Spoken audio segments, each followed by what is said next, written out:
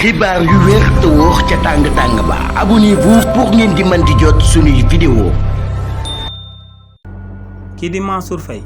nekk ancien ministre de la République ci régime président Macky Sall nekk actuel maire ci région ba ca Saint-Louis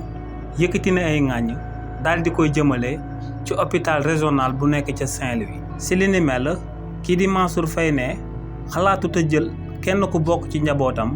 ne da koy yóbbu ci hôpital régional bu nekk ca Saint-Louis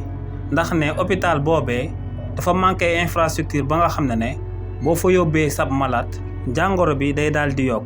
kàddu yooyu Mansour Faye daal di yëkkati nag képp ku ci amal akub ñàngat di nga gis que ne Mansour Faye marto lu yëkkati di ko dóor ci ay tànkam di gaañ boppam ba muy nàcc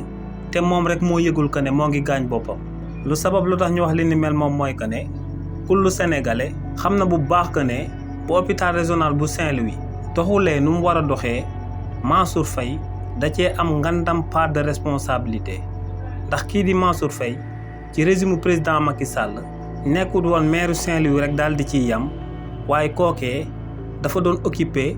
yeneen poste ministériel ci biir gouvernement bi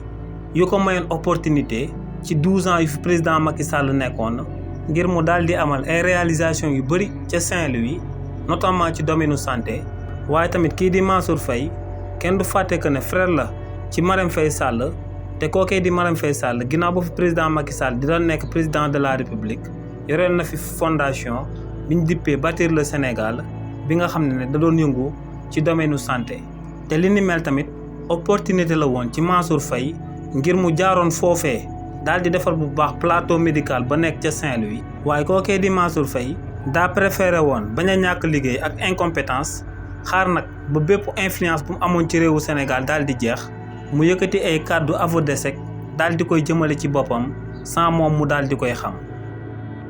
xibaar yu wér te wóor ca tàng-tàng ba abonnez-vous pour ngeen di mën di jot suñuy vidéo.